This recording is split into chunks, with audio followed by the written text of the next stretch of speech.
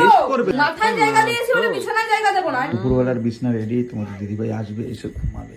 ব্যাপারটা দেখো। A few moments later. এসছো? দিও না দরজা, দরজা কোনো দিচ্ছ না, দরজা থাক। তোর বৌদির উপর মানে এত রাগ ওঠে নি, একাকি মাংসর হাড় চাবাতে পারছি হেভি হেভি রান্না করছে কিন্তু।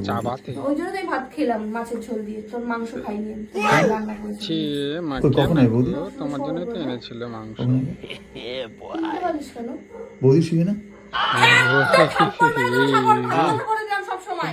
ওই যে কোনায় বৌদি শুবে, তারপর তুমি শুবে, তারপর আমি শুবো। বাইরে গিয়ে কথা বলি যে মা তখন বুঝিয়েছে একটা মানুষ বাড়িতে আসলে খারাপ ব্যবহার করতে নেই, ভালো ব্যবহার কথা বলেছি। ও মাথায় জায়গা দিয়েছি বলে বিছানায় জায়গা দেবো না, এটা মনে রাখিস। আরে দুপুরবেলা রেস্ট করবে তো না?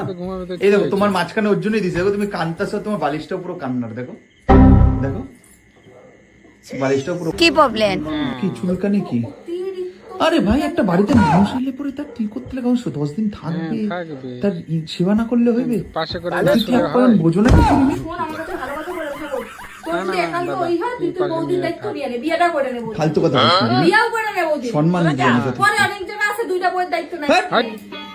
তোর না পোষাইলে দাদা সারা জীবন বিদেশে পড়ে থাকবে, আর তুই ওই বৌদির দায়িত্ব যখন খাওয়ানো দাওয়ানো রাখার দায়িত্ব নিতিস, বিছানা তোর যদি না পোষায় তুই চলে তাহলে বাপের বাড়ি চলে হ্যাঁ যেতে ঠিক হবে। কইতেছে। এখন আমি এইবার ঠিক চলেই কইতেছে। যাবো, আমি কটা দিন চলে গেলে তোর বৌদি এখানে থাকবি। হ্যাঁ থাকবে, কি হয়েছে?